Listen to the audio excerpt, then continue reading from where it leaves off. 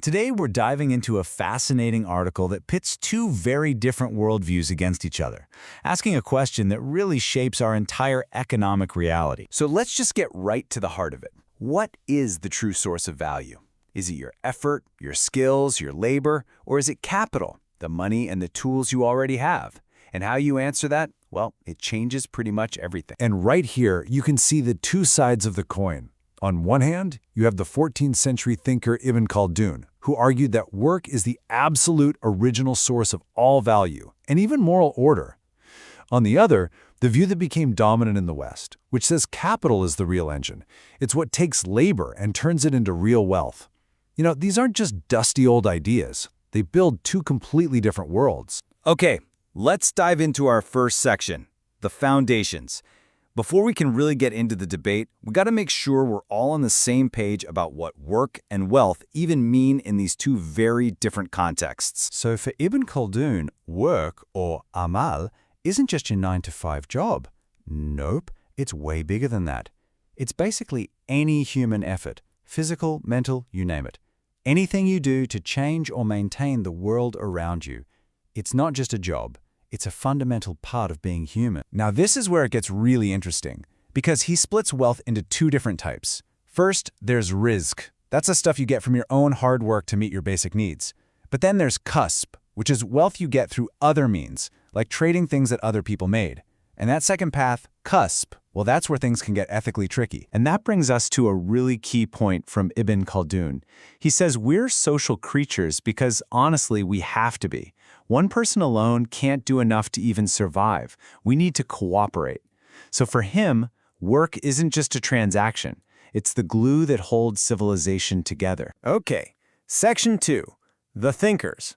Let's pit these ideas against each other and see how Ibn Khaldun's view stacks up against what came later in European thought. Fast forward a few hundred years, and you get the economist David Ricardo, who comes in with a totally different take. He says, look, even a simple hunter needs a weapon, and the value of what he hunts depends on the work it took to make that weapon. So you see the switch?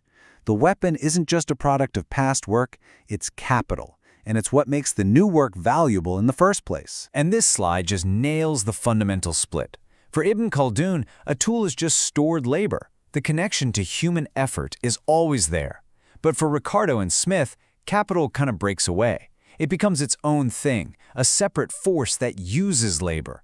Its origins get fuzzy, and it starts to look like it creates value all on its own. So, on to Section 3. How is value actually created? If these are the starting points, what do the roadmaps to wealth actually look like? Let's trace them out. First up, Ibn Khaldun's path. It's pretty straightforward and logical, right? You start with work, amal, that gets you your basic needs, your rizq. If you're good at it, you create a surplus. And that surplus allows you to trade, tijara, and gain more wealth. The key thing here is that work is the engine from start to finish. You can always trace the value back. Now, let's compare that to Adam Smith's model. Labor creates stuff, anything extra becomes stock. And that right there, step 3, that's the game changer. A part of that stock becomes capital, an engine that can generate revenue all by itself, almost magically disconnected from the actual labor that created. So, this all leads to the million-dollar question. Who gets to keep the profits? In Ibn Khaldun's world, wealth has to be justified by work, so that work needs to be paid for fairly.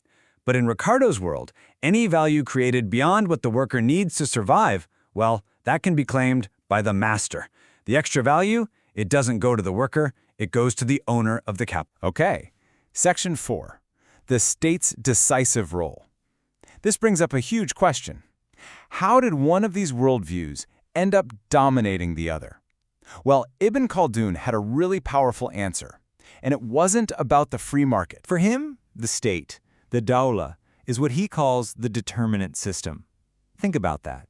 It's not just a referee on the sidelines. The state actually has the power to create a reality, to choose which economic framework wins and becomes the one we all live by. And this leads to what might be his most stunning claim.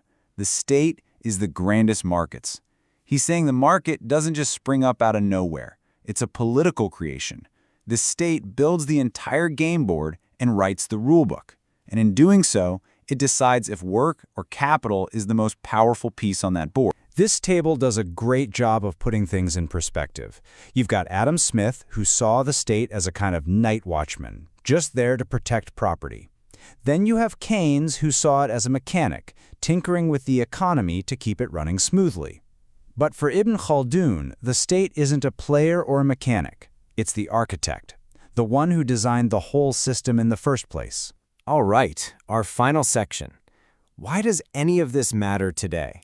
What if we actually tried to look at our modern world through Ibn Khaldun's work-centered glasses? I think the most powerful takeaway from the article is this. The world we live in, the economic system we have, it wasn't inevitable. It wasn't the only option on the table. It was the result of a choice that was made to favor one idea over another. It could have been different. And if we made a different choice? If we built a world around work instead of capital? Well, the implications are huge. It would mean rewarding people for what they contribute, not just what they own.